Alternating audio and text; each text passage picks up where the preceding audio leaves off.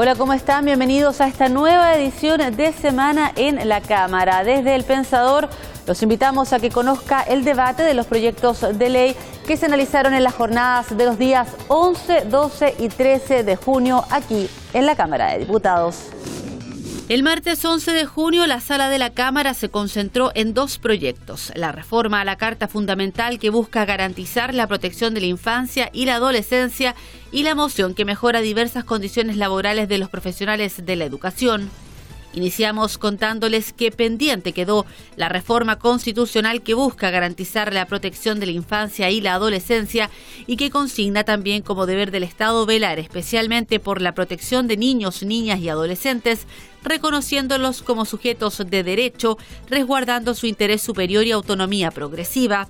El texto asegura en la Constitución a todos los niños, niñas y adolescentes el ejercicio y goce de sus derechos, particularmente los reconocidos por los tratados internacionales ratificados por Chile y que se encuentren vigentes. El Estado fomentará la concurrencia de las familias y la sociedad en la promoción, respeto y protección de los derechos de la infancia y la adolescencia.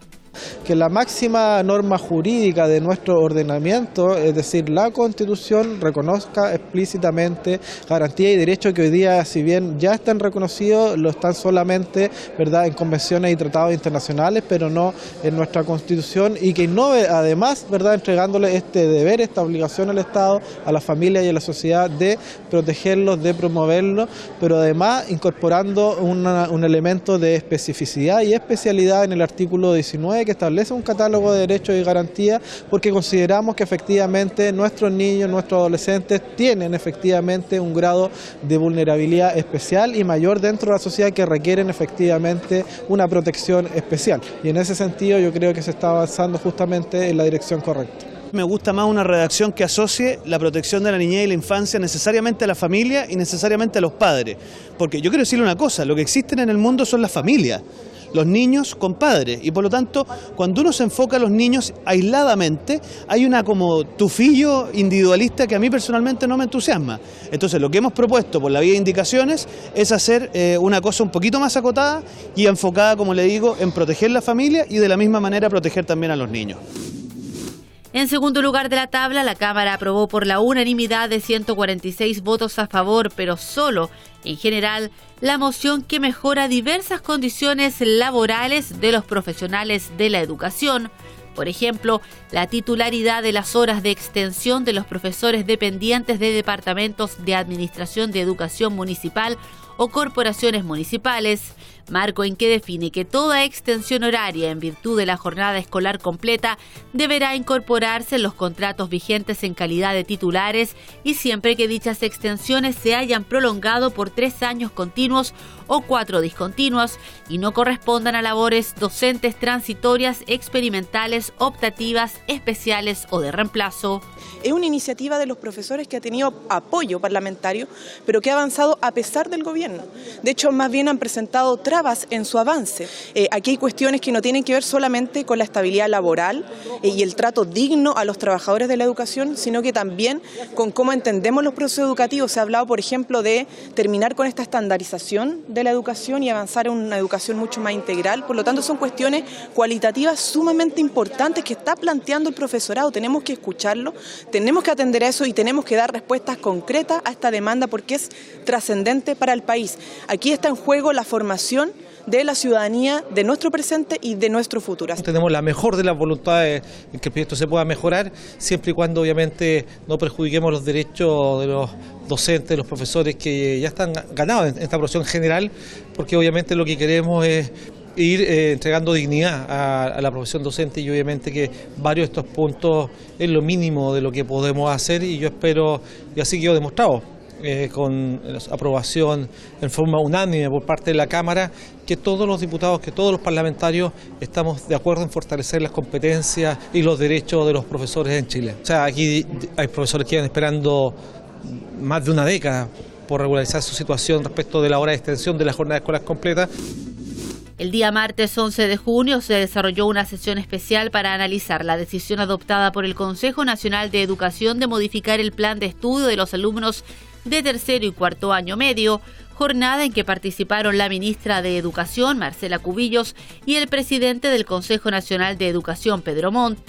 Tras el debate se aprobó por 71 votos a favor, 1 en contra y 27 abstenciones, pedir al gobierno abrir una mesa de diálogo con el Colegio de Profesores, la Asociación Chilena de Historiadores, la Sociedad Chilena para la Educación Física, Recreación y la Salud, el Comité Olímpico, entre otras instituciones, para abordar la modificación al plan de estudios y su impacto en las asignaturas de Historia y Educación Física, pudiendo avanzar hacia su reincorporación al plan común. Hubo un proceso y eso no lo desconocemos nosotros. El problema es que ese proceso también fue poco transparente y no conocemos los resultados, no conocemos las características que tuvo ese proceso. Y además, por cierto, también que echamos de menos que existe en esta etapa la participación de la organización de los profesores, que es el Colegio de Profesores, ¿no? Si cuando el Colegio de Profesores manifiesta que tiene una inquietud y que tiene diferencias con estos cambios, es porque justamente a los profesores no le han consultado en su órgano principal de organización, que en este caso es el colegio, digamos, el gremio. Y en ese sentido nosotros pensamos, ¿no?, que es necesario que el Ministerio considere una revisión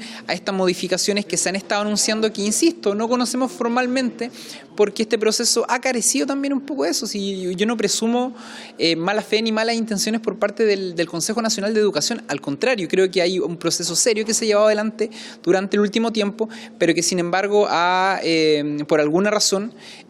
cometido esta, en mi opinión, imprudencia de dejar de lado asignaturas que para el día de hoy, sobre todo en nuestro país, cuando existe una necesidad de fortalecer la memoria histórica de los estudiantes y considerando, como recién lo decía, las tasas de obesidad y de sedentarismo que tienen los jóvenes en nuestro país, es necesario considerar particularmente la asignatura de Historia y Educación Física. La iniciativa también solicita diseñar una herramienta que mida el desempeño de los contenidos analizados en aula y que se encuentren dentro del plan de estudios correspondientes a primero y segundo medio, a fin de cumplir con uno de los supuestos de la modificación curricular propuesta para el año escolar 2020 y que señala que los contenidos que no se verán en tercero y cuarto medio serán abordados en los primeros años de enseñanza media en su plan común.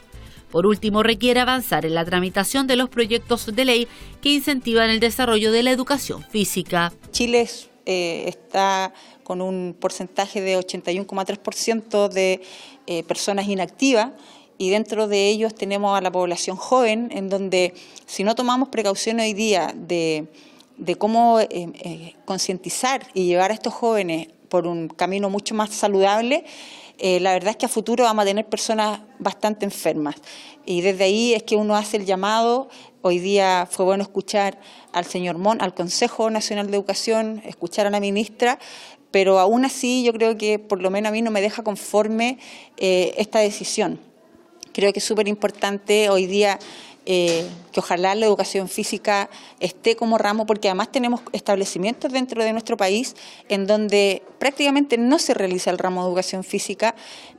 por distintos motivos. Hay establecimientos que no cuentan con la infraestructura, que no cuentan con la implementación. Entonces desde ahí hoy día le estamos diciendo a esos directores, a esos sostenedores, mire, si usted quiere, hágalo. Entonces, ¿qué otra posibilidad entonces le damos a esos jóvenes? Cuando también sabemos que son jóvenes que hoy día están envueltos en todo lo que es la tecnología, prefieren estar metidos en el computador, y a eso sumémosle el consumo de alcohol y droga, que lamentablemente en nuestro país también ha ido creciendo.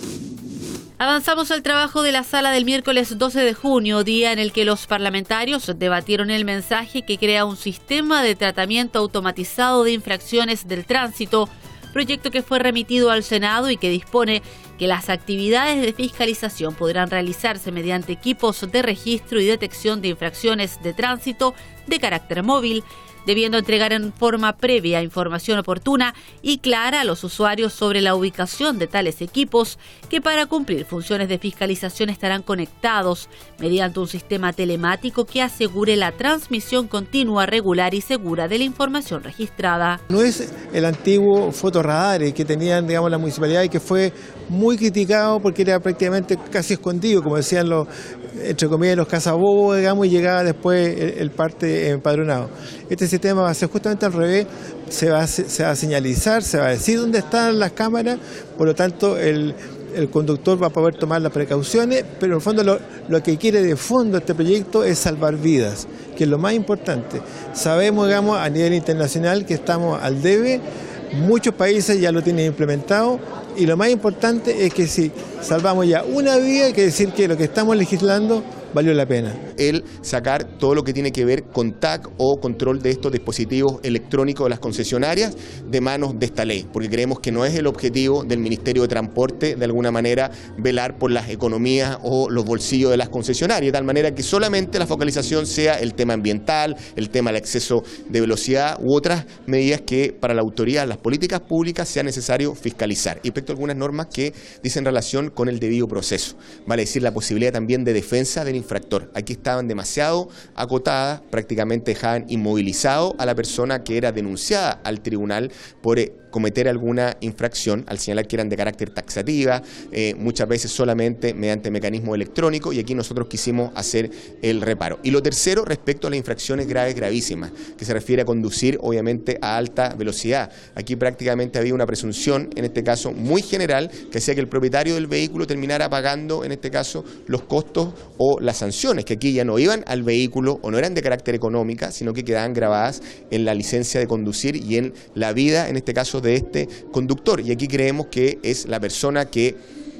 alega quien debe probar. Hoy día los mecanismos de reconocimiento facial permiten, por ejemplo, individualizar a la persona que va efectivamente conduciendo un vehículo. En segundo lugar, los parlamentarios analizaron el proyecto que busca regular el procedimiento judicial al que debe sujetarse la tramitación de las garantías o acciones encaminadas a hacer efectivos los derechos fundamentales asegurados en la Constitución Política de la República, así como por los tratados internacionales ratificados por Chile y que se encuentren vigentes. Los recursos de protección y de amparo se encuentran regulados por lo que se llama un autoacordado de la Corte Suprema, es decir, una resolución adoptada por la Corte Suprema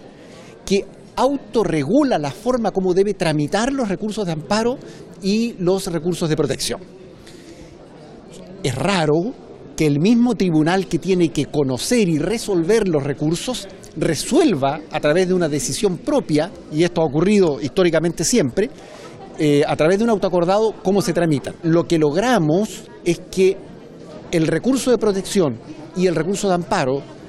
que en realidad no son recursos, sino que son acciones constitucionales de amparo y de protección, sean regulados en virtud de una ley y no de una resolución unilateral de la Corte Suprema. Y eso es un avance desde el punto de vista de la estabilidad de las normas que regulan la tramitación de derechos como la libertad personal y otros garantizados en el artículo 19 de la Constitución.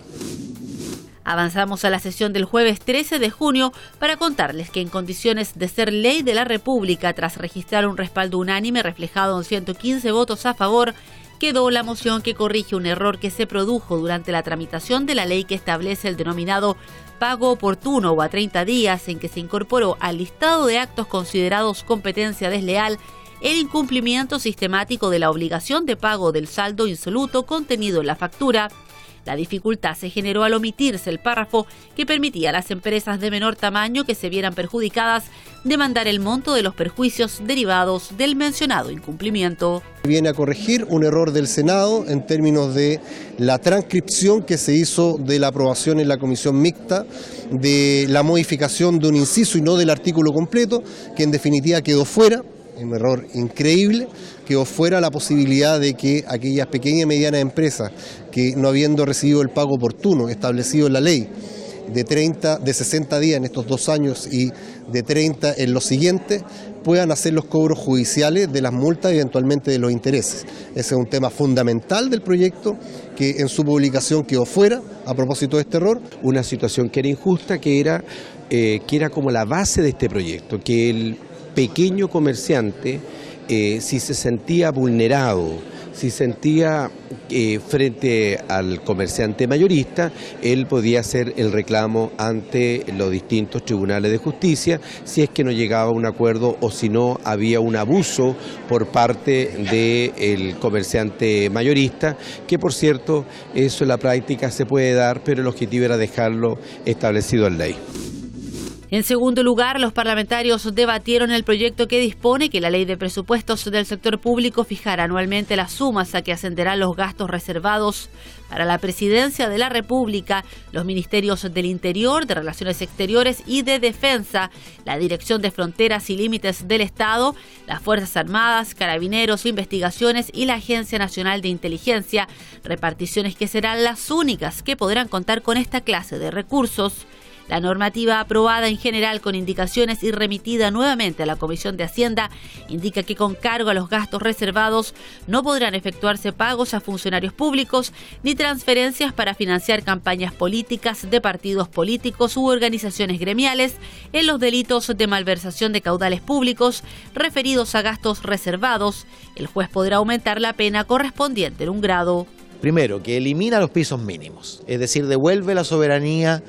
al Parlamento. Segundo, define con mayor precisión en qué se puede gastar los gastos reservados y, salvo la Presidencia de la República, los demás exclusivamente en seguridad interna y externa, en inteligencia y contrainteligencia. Antes había muchos ministerios que tenían gastos reservados, hoy día ya no lo tienen. Define una mejor rendición de cuentas, un procedimiento de rendición de cuentas. Cuarto, establece la obligación para quienes manejan gastos reservados de hacer declaración de patrimonio, de manera que Contraloría pueda establecer si hubo algún enriquecimiento raro que pudiera deberse a un mal uso de gastos reservados. Establece responsabilidad política más clara. Primero, respecto del el que maneja directamente, el jefe de la unidad que maneja gastos reservados, que pone su firma a un informe, luego el subsecretario que la valida, luego la comisión de este Parlamento que ve en secreto, frente a la cual rinden cuenta aquellos que manejan gastos reservados. Se perfecciona todos los sistemas de control en el uso de esos gastos reservados. Las personas responsables, las responsabilidades políticas, las responsabilidades administrativas y también los responsables que son los que aplican el dinero, digamos, son los que tienen la caja y tienen que dar cuenta. A ellos se les exige un estándar bastante mayor de lo que existe hoy día, en el sentido, aparte de identificarlo, informes al subsecretario, al ministro de Estado, a la Contraloría, informes me refiero no verbales. Y además, declaración de patrimonio e interés, o sea, se le aplica la norma general a las autoridades del Estado, tanto el Poder Legislativo, Ejecutivo y Judicial, y por lo tanto va a haber un parámetro de comparación en el sentido cuando asumió la persona responsable de los gastos respecto de cuando se retira de su función. Cuestión que hoy día no pasaba. El hecho de eliminar los gastos, o sea, los pisos mínimos para gastos reservados. Pero no para todos los servicios o las instituciones públicas, sino para aquellas cuya función de seguridad interior o exterior, es decir, Fuerzas Armadas o Fuerzas Policiales, debe ser de continuidad. Hay otras, como la Presidencia de la República, como la Cancillería, podría ser discutible si es conveniente o no que tengan pisos mínimos. Estamos hablando de pisos mínimos, no estamos hablando de que sean gastos de libre disposición. La sala retomó el debate de la moción que persigue declarar de interés nacional la explotación, industrialización y comercialización del litio, así como toda operación emanada de su explotación cuyo titular del contrato de operación sea una persona natural o jurídica. Y de esta manera comenzamos a despedir semana en la Cámara. Hemos quedado completamente informados de lo que ocurrió con los proyectos de ley que se debatieron los días 11, 12 y 13 de junio acá en la sala de la Corporación. Como siempre, el equipo de Semana en la Cámara los invita a que nos encontremos cada semana para conocer más de los debates que se realizan aquí en la sala de la Corporación. Nos encontramos.